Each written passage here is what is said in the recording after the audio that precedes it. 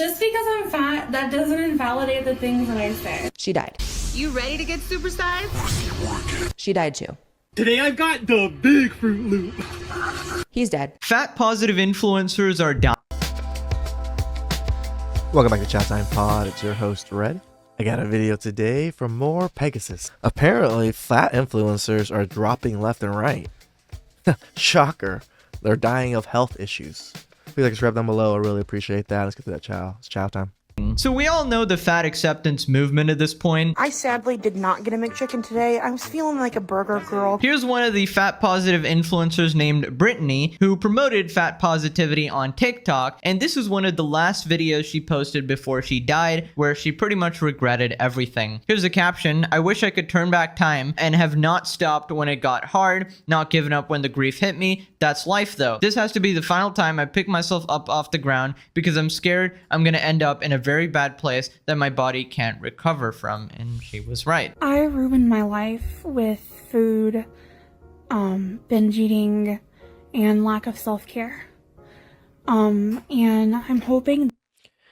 You know, I was overweight once myself, and my brother has been overweight for a majority of his life. And my brother was so bad when he was younger, my parents let him drink and eat whatever. We've had businesses with access to snacks and food and soda all of his life. And my parents never really critiqued his eating habits. They just let him do whatever. When he was 18, he was diagnosed with type 2 full-blown diabetes that he needed insulin for. This is why I'm so adamant and against this, and how fat positivity and fat movement was pushing how it's healthy and it's wonderful for people and it's best for people to just accept themselves. No. Stop it. that it's not too late for me this time. I ain't been to the store in 2 years, maybe more now, I guess. I went to the post office once and that was hard. I went to urgent care and I thought my legs were gonna give out from under me. This is the grim reality of what happens when you take part in fat positivity here. Now, I feel absolutely horrible for her. This is a situation that... No, I don't think any of us are really celebrating these things. Nobody should be celebrating a person's passing away for any particular reason. So... actually nobody wants to be in. But when you've been lied to by society saying that addiction is completely okay, this is kind of the result. Okay, when modern society tells you it's okay to be extremely obese to the point where you can't even walk, and you should somehow be proud of that, and if you dig into it a little bit deeper, you'll realize that they're just trying to make money from you. Saying that it's okay to be fat, you'll be eating shit tons of fast food, which nowadays we have like 2 McDonald's and 1 goddamn block. Like, they'll tell you should be perfectly proud of giving into your addiction and eating anything you want, and then they'll sell you. This is a big reason why I do not push vices. I don't really push weed. I don't push any drugs. I don't push alcohol. I don't push any of those things. Why? Because they're not the greatest. Yes, there's functional people. Yes, people use them, can use them, properly in a sense. But it is such a large population that misuse and abuse these things. This is why I don't push towards it. And yes, I understand that it's not completely bad things. Smoking weed here and there, not completely bad. Drinking here and there, not completely bad. But you won't see me pushing towards those, like pushing you guys to do these things. Why? Because in a sense, I want to be a role model.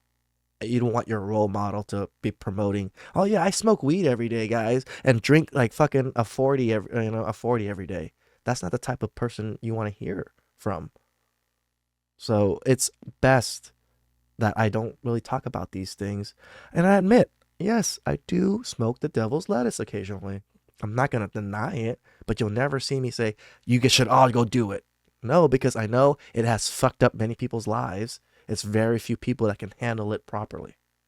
you these random drugs and needles like Ozempic to magically make you feel better and magically create fat loss. But that's not really how it works. Anything meaningful in life is always behind a layer of hard work and discipline. Because I had to stand there the entire time after walking in. You know, I kept just looking back at the chair and just praying that I could just make it another second until she was done with me. You know, Ooh, that's a harsh reality. Just to be able to stand and walk, you're almost ready to collapse, that your legs are gonna give out. And people are pushing that this is wonderful, that you're beautiful, that you're healthy, that this is how everybody should be and accept it. No, I don't accept it. And nobody else should too. Again, I used to be 215 pounds when I was overweight after my car accident. I was depressed. I gained a shitload of weight. I lost it all back. Now I'm back to 155, with some muscle. But, and again, I've experienced it with my brother. I've experienced it with my mother. My mother was quite overweight. She was a diabetic. It's probably one of the causes of her early demise, other than other things, was overweightness. And I truly admit this for my mother. Because if she was at a healthier weight, the surgeries and a lot of the things that she had to go through, she might have recovered a lot easier. I couldn't even probably go check the mail right now. Between, the growth I have in my fupa, so not my apron, but my pelvic region. It's about 30-40 pounds now. I go in January to see what it is, because apparently there has been a big misunderstanding where my doctor thought I was having issues with my apron. But no, it is the growth below that I have to physically move when I walk. Listen, guys, like a lot of people in modern society now, they put their health as the last priority, right? I gotta work, I gotta make money, I gotta do all these other things. And then health is pushed to the very last one of them. Oh, I don't have time. But you only have one body, and it's only a matter of time before some sort of permanent damage occurs to your body. And you can always make money later. You can always do everything else later. But once damage is done to your body, that is very, very, very hard to fix. So at all. And this is a choice. People are making this choice. Like a person that lost a limb, that got into a car accident, that got their arm messed up and all these things. It makes sense for them, right? It makes sense. But for these people, it was their choice. They chose these things. I didn't choose for my arm to be fucked up. I didn't choose my wrist to be freaking, wobbly and look all handicapped, but no, I didn't choose that. These people are actively choosing, and not just actively choosing, actively promoting and pushing this onto youth, pushing this onto everyone else to accept, and not just to accept, to also do for themselves, to just indulge. Always encourage everybody to focus on their health first and foremost, right? Anytime I roll or move or anything, I have to adjust it. And I can't wear my leggings or shorts anymore. I'm out of breath constantly. And I wish I knew the cost of eating. I wish I knew the cost of the comfort at the time that I was seeking. And I just want this to be a warning to other people that just need to hear the hard truth, that if you keep it up, and you keep, gaining and not taking care of yourself and moving around and doing what you need to do, your health is going to decline. I'm really proud of her for posting this video, because despite 100%. The fact that she was actually part of this movement and promoting this sort of lifestyle, she's finally come to understand what sort of consequences this has on other people. And them hearing it from another sort of fat positive influencer will do wonders, way more than I could ever say, because they'll probably just ignore me or something. I'm really proud of her for actually posting this. This is going to help a lot of people. I 100% agree with Pegasus. This is her last message, one of her last post. I'm glad it was a post like this. Again, not that I'm trying to fully shame this person and taking light of their death or anything, but we really need to examine our lives and examine society of where we're headed.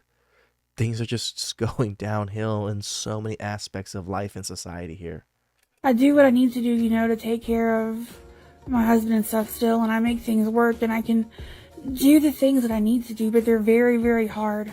You know, I had to have help trimming my toenails the other day because I felt so out of breath trying to lean over and do my toes. There's just a lot that is taken away from me, and I want you to know that it's not worth it.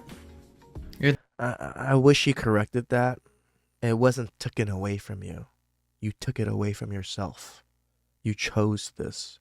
You could have corrected this before. I know it's not easy. I understand this. I understand this, big people. I understand this, overweight people. I know it's not easy. But it's worth it. You are worth it. It never is. It's not worth Never your is. life. I really hope that I can turn it around this time because it's really scary how bad things can get. It really is. And it's never worth it. It's never worth to give into your short-term desires for and sacrifice your long-term health there. And what people don't understand is you don't have to give up the foods you love. You don't have to give up everything nice in the world or something. In fact, you'll probably enjoy the food way more if you actually go through that layer of discipline and understanding that, hey, there's times I can eat this, there's times I can. And, you know, if you have it in controlled amounts, it's like everybody's had that experience of eating McDonald's 7 days in a row. And by the third day, you actually just hate it. And you're just confused like, hey, I love McDonald's. Why do I suddenly hate it? Because you're having it over and over and over again, right? That's kind of how it works there. And it might like temporarily satiate you or something. Obviously, it's going to taste better than, I don't know, normal chicken breast or whatever, which is not fried or whatever. But The other side of this is you can eat whatever the hell you want. You just have to put in the work. If you want to eat like a monster, you better be in the gym working out like a monster. Remember, it's energy in and energy out, right? So if you're taking a lot of energy in, you better make sure you're using it. So you get to indulge. I indulge. I eat a lot. When I go to like all you can eat places all the time, buffets, Korean barbecue, I eat quite a bit, like sushi. But I work out like a monster to balance it out. But what about how it makes you feel after? You got to take into all these considerations. Rest in peace, Brittany. Thanks for your powerful message there. It's never too late. We can be your community. We can be with you every step of the way, sending you love. I'm almost 500 pounds and completely bedbound now. It's scary how bad my health has gotten. I want to make a change so bad. It's so hard. I wish you the best. And all you got to know is that there's millions and millions of people out here with you in the same journey, going through the same struggles, and you can always reach out and ask people how they do it, how they overcome this sort of impossible seeming task, you know? I started this year at 576. I finally found a medication combo that works for me. I'm currently at 523. It's rough listening to everything you are. Awesome progress. I hope 2023 continues to be successful. I hope you found what works for you. So she's really seems like a good person over here. I haven't seen the rest of her content, but I just know from this video that she really means well, you know? There's this video that's sort of going viral as well, basically showing all these fat positive influencers just dropping like flies essentially, and it's really sad. Just because I'm fat, that doesn't invalidate the things that I say. She died. You ready to get supersized? She died too. Today I've got 37? Hold up, what? Heart failure kills body positive activist at 37. It's They're just young. there's a innumerable Fuck, I'm 37. Holy shit, guys. amount of issues. Every single issue that a normal person has, like heart problems or potentially getting diseases and stuff, it is magnified times 50 times 100 chance when you get to that size, you know? today I've got the big Fruit Loop. He's dead. Dead at 33. 33. All these people are dying so young as well. They had like people are younger so much than more me. life to live. Imagine dying at 33, dude. You had, I don't know, what's the average lifespan? Like 80 or something. That's 47 years of your life that you've lost because Yeah, for men, it's about 70, but it is going up. I did a video on it where it's like going up to like 76, 77 now. So it's not bad. you succumb to short-term gratification there, you know? Join me on my Fat Positive radio show. Which didn't last long because she died. That's ridiculous. Oh boy. Personal health is of the utmost importance. A very simple concept to adhere to. Moderate hand to mouth, increase feet to ground. Being lazy makes for an easy habit. Being obese makes for a difficult life. The problems that come with not being fit pretty much outweigh everything. It'll affect every I feel like technology is like like propagated for people to do this, Like from the movie Wall-E, when they had that people mover where all the people just got fat and all they did was just lay on that chair that just moves them around everywhere. That's where we're headed, guys. We have those. They're called the scooters, the Scooty Puff Juniors.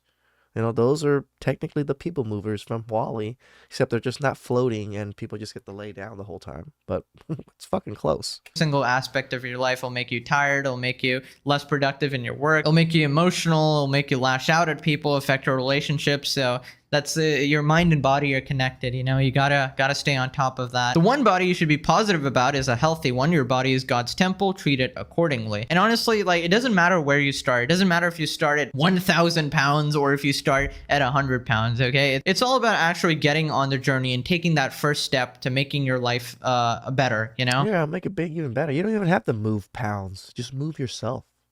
Move yourself. You can just walk. When I first started back working out and stuff, like, I just walked for 2 miles. I didn't even do anything else. I just walked around my neighborhood. So, like, just take small steps at a time. Again, he says it doesn't have to be thousands of pounds. It doesn't have to be hundreds of pounds. It could be just you.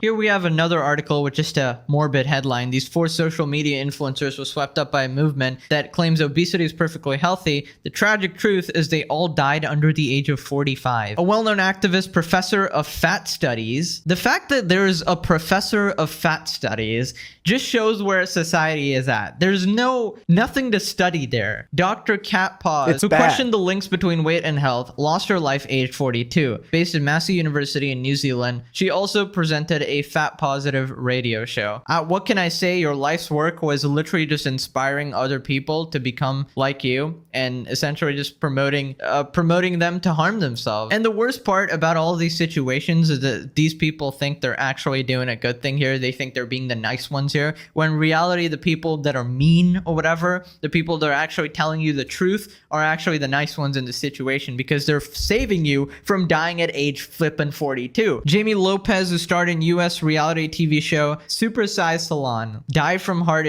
complications aged 37 last December. And there's always going to be people willing to exploit these sort of situations and all these TV shows and stuff like that to put these people in the spotlight, give them all this brand deals or whatever. I'm not going to be surprised if JB, the woman we covered asking for free extra airline seats, is going to die in the next few years either, because she shows no signs of stopping. She wants the entire world to change for her. And she's suffering. Nobody at that size can have a healthy and fulfilled life, Classic Cosmopolitan magazine here. This is healthy. This is healthy. No, it's not. No, it's not. Anyways, ladies and gentlemen, that's pretty much it. I hope you guys start off 2024 getting your health goals on track. Eat healthy, exercise, and make everybody around you proud,